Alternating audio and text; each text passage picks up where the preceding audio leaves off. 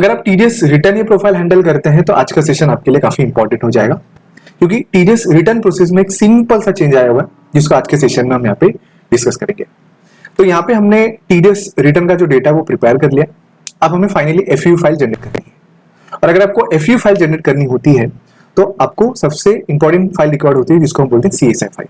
तो इस CSI file में ही एक सिंपल सा चेंज आया हुआ है। अब ये सीएसआई फाइल आप यूजुअली डाउनलोड करने के लिए आप जो team-NAGL की जो वेबसाइट है वहां पे आप आते हैं। तो यहाँ पे आप सर्विसेज में आते हैं। सर्विसेज में यहाँ पे आप चलान स्टेटस इंक्वायरी, और चलान स्टेटस इंक्वायरी प्रोसेस होने के बाद यहाँ पे आप टैन बेस करके यहाँ से आप जो आपका सीएसआई फाइल है वो आप यहाँ से सिंपल डाउनलोड कर लेते हैं। ठीक है, अभी जो सीएसआई फाइल है ये अब आपको नई वेबसाइट से डाउनलोड करना होगा फॉर लेटेस्ट क्वार्टर। ठीक है, तो आपको सिंपल आपके इनकम टैक्स की वेबसाइट पे आना है, जो नई वेबसाइट क्रिएट करी गई है। यहाँ पे आपको आपका जो टैन का लॉगिन है वो कंसीडर कर लेना है। लॉगिन करने के बाद आपको सिंपली यहाँ पे ई फाइल में ई पे टैक्स ऑप्शन में आना है, जहां से हम नया टीडीएस का जो पेमेंट भी कंप्लीट करते हैं, हमने ऑलरेडी डिस्कस किया है।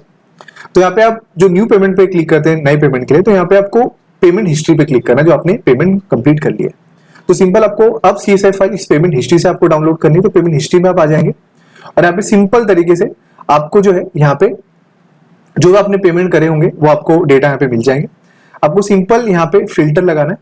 अब यहाँ पे फिल्टर कंप्लीट होने के बाद आपको जिस ड्यूरेशन का सीएसआई फाइल आपको कंसीडर करना है वो आप यहाँ पे वो फ्रॉम एंड टू डेट जो है बेसिकली यहाँ पे मेंशन कर दीजिए। मान लेते हैं हम यहाँ पे जुलाई से जो डेटा है वो बेसिकली हम यहाँ से डाउनलोड कर लेते हैं फ्रॉम जुलाई टू सितंबर के लिए, करेक्ट है। तो हम यहाँ पे अक्टूबर तक का जो डेटा है, मतलब सितंबर का भी पेमेंट उसमें कंसीडर हो जाए। ठीक है, और यहाँ पे आपको बेसिकली फिल्टर कंसीडर करना है, तो आपका डेटा फिल्टर हो जाएगा। फिल्टर होने के बाद आप यहाँ से सिंपल तरीके से यहाँ पे डाउनलोड चलान फाइल करके आपकी सीएसआई फाइल डाउनलोड कर सकते हैं। तो सिंपल तरीके से ये जो सीएसआई फाइल डाउनलोड करने का जो पैटर्न है वो आप बेसिकली आपको नई वेबसाइट से कंप्लीट करना है। यही बेसिकली हमें आज के सेशन में एक्सप्लेन करना है।